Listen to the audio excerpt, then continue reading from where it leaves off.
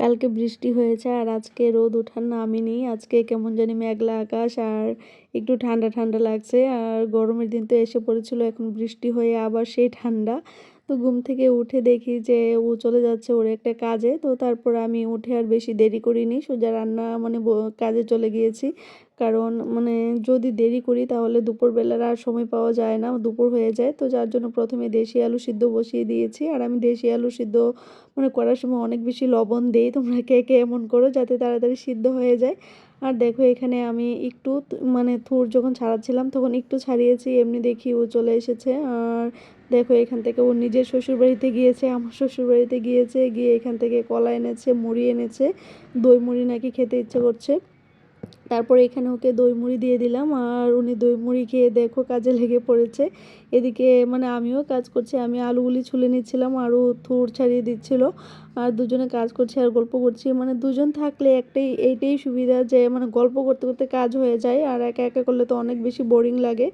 আর ও আসার পরে আমি ওর জন্য মানে সজনে ডাঁটা, তারপর ডাঁটা আর দেশি আলু দিয়ে আমার জন্য কালকে যেভাবে রান্না করেছিলাম ওইভাবে রান্নাটা করে নিয়েছি। আর এদিকে ও থুরগুলি ছাড়িয়ে দিচ্ছিল। আর না হলে আমার অনেক দেরি হতো, যার জন্য আমি মানে বন্ধের দিনই মানে ডিসাইড করেছি যে থুর ঘন্ট করব।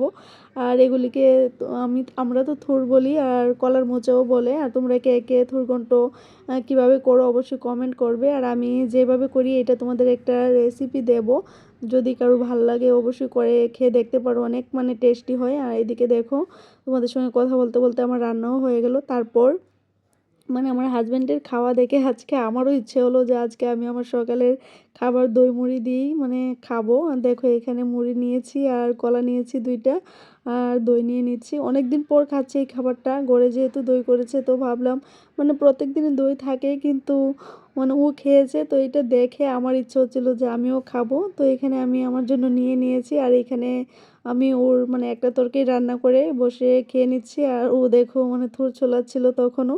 আর সত্যি অনেক দিন পরেই খাবারটা খেয়ে বেশ ভালোই লেগেছে। আর দইটা যেহেতু একটু মিষ্টি, যার জন্য আমি আর মিষ্টি কিছু নেইনি।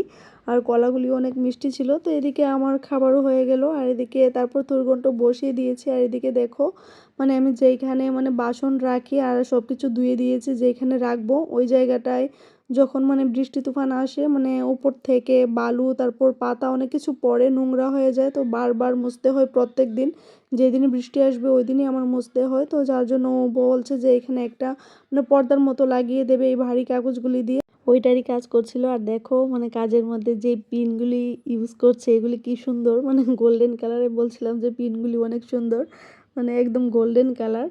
আর এখানে মাপজোপ করে নিয়েছে, মাপজোপ করে এখানে রেডি করছে। এই যে দেখো সব কিছু ধুয়ে দিয়েছি, এটা রেডি করার পর সবগুলি আবার গুছিয়ে রাখতে হবে।